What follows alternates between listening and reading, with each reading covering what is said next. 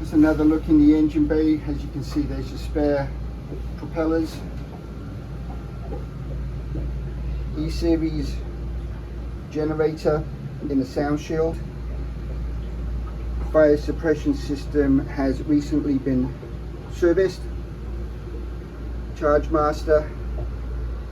Nice thing about this layout is nice easy access to the batteries.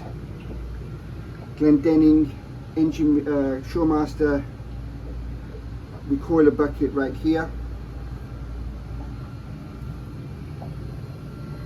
Take you aft and put you on top of these pods. As I mentioned, they've been very well serviced and have been serviced by a local authorized Volvo dealer.